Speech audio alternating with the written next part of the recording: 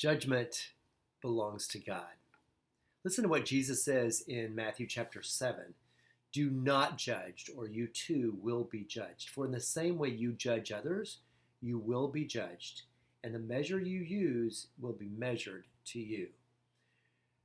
Verse 3, he says, Why do you look at the speck of sawdust in your brother's eye and pay no attention to the plank or beam in your own eye?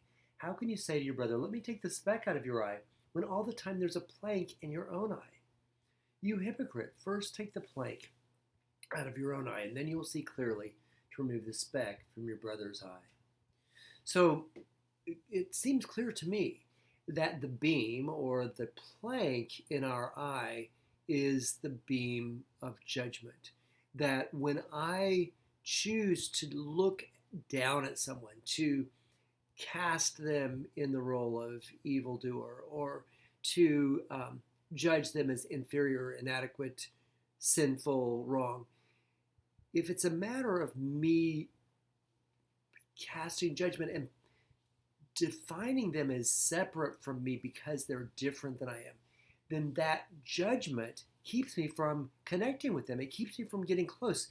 If I have that beam of judgment coming out from me, it will, if I try to get close, it's going to knock them in the head, and it is not going to feel good. Judgment hurts.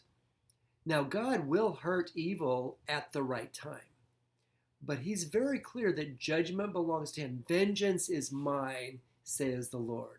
And although we have the capacity for discernment and judgment, God says, don't touch it. There's a very clear reason for this, is that, as Jesus points out, if we choose to judge others, we will come under judgment. In other words, if I live in grace, if grace is like a waterfall, the only way that I maintain my connection with God is through his grace. And if I step away from it in order to judge someone, if I enter the courtroom, so to speak, and stand as a witness against another person, in that same courtroom, I will be judged. I cannot afford to step away from grace into judgment.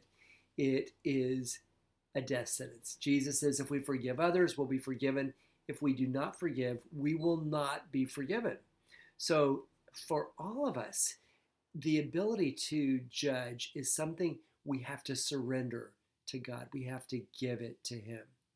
Now, the beautiful thing is that when we do that, when we cast judgment on God, give it to him, then we also allow the judgment that fell on Jesus to exonerate us. At the cross, Jesus took judgment. In fact, carrying the beam of the cross to Golgotha, up that long road to the cross, Jesus carried the weight of judgment for us.